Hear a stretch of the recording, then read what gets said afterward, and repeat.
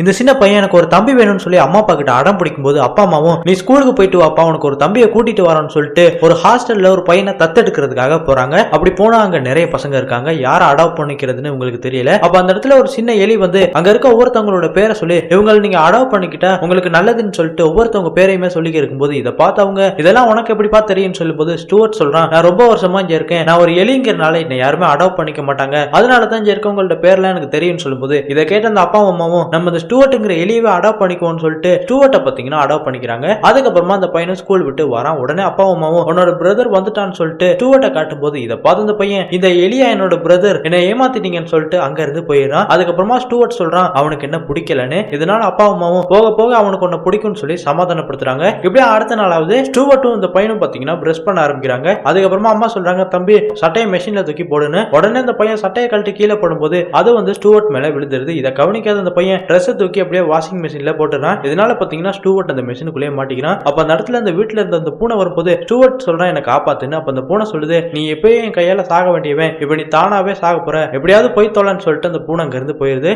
அதுக்கப்புறம் பாத்தீங்கன்னா ஸ்டூவர்ட் அந்த தண்ணிக்குள்ள மூழ்க ஆரம்பிக்கிறான். அப்ப அந்த இடத்துல அம்மா வந்து ஸ்டூவர்ட்டை பாத்தீங்கன்னா காப்பாத்திடுறாங்க. அதுக்கப்புறமா டாக்டர் செக் பண்ணி பார்த்துட்டு சொல்றாரு தண்ணி தான் போயிருக்கு, எந்த ஒரு பாதிப்புமே இல்லன்னு. அதுக்கப்புறமா அடுத்த நாளாவது ஸ்டூவர்ட் ஸ்டோர் ரூம் கிட்ட போகும்போது அங்க குட்டி குட்டி ட்ரெயினும் ஒரு காரும் இருக்கு. என்னன்னு சொல்லி பார்த்தா இந்த பையன் தான் அதெல்லாம் வச்சு விளையாண்டுக்க இருக்கான். அப்ப ஸ்டூவர்ட் சொல்றான் அந்த போர்டு எதுக்காகன்னு. அப்ப அந்த பையன் சொல்றான் அடுத்ததா ஒரு காம்படிஷன் வரப்போகுது, அதுல போர்டு ரேஸ்ல நான் கலந்துக்கிறேன்னு. அப்ப ஸ்டூவர்ட் சொல்றான் அந்த போர்டை நான் ஓட்டலாமான்னு. அப்ப அந்த பையன் சொல்றான் முடியாதுன்னு. அதுக்கப்புறம் பாத்தீங்கன்னா அந்த காம்படிஷனுமே வருது. இந்த பையனும் அவங்க அப்பாவும் அந்த போர்டை எடுத்து கொண்டு போய் அந்த போட்டியில வந்து கலந்துக்கிறாங்க. அப்ப ஸ்டூவர்ட் பாத்தீங்கன்னா ரிமோட்டை மறந்துட்டு போயிட்டாங்கன்னு சொல்லிட்டு அந்த ரிமோட்டை தூக்கிட்டு வரும்போது அப்படியே பாத்தீங்கன்னா அங்க இருக்க ஒருத்தன் காலில் மிச்சு அந்த ரிமோட்டை உடைச்சிடறான். இதை பார்த்து அந்த பையன் எல்லாம் போச்சு இனிமே நல்ல ரேஸ்ல கலந்துக்க முடியாதுன்னு சொல்லி அழ ஆரம்பிக்கிறான். அதுக்கப்புறமா ஸ்டூவர்ட் சொல்றான் எல்லாம் ஏனால தான், ரிமோட்டை நான் கொண்டு வராம இருந்தா இப்படி நடந்திருக்காதுன்னு சொல்லும்போது அப்பா சொல்றாரு உன் தப்பும் எதுவும் இல்ல, நான் அவனை சமாதானப்படுத்துறேன்னு சொல்லிட்டு அந்த பையனை சமாதானப்படுத்தி இருக்கும்போது இந்த பக்கம் பாத்தீங்கன்னா ஒரு எலி வந்து ரேஸ்ல கலந்துக்குதுன்னு சொல்லிட்டு ஸ்பீக்கர்ல சொல்லி இருக்காங்க. இதை கேட்டோன்னு அப்பா அம்மாவும் ஓடி போய் பாக்குறாங்க. பார்த்தா ஸ்டூவர்ட் அந்த போர்டு எடுத்துட்டு போக ஆரம்பிக்கிறான். உடனே அப்பா அம்மா ஸ்டூவர்ட் திரும்ப வந்துருன்னு சொல்லும்போது ஸ்டூவர்ட் பாத்தீங்கன்னா அதை கேட்காம போர்டு எடுத்துட்டு போறான். அப்படியே அந்த இடத்துல ஒரு பையன் பாத்தீங்கன்னா ஒரு பெரிய போர்டை வச்சு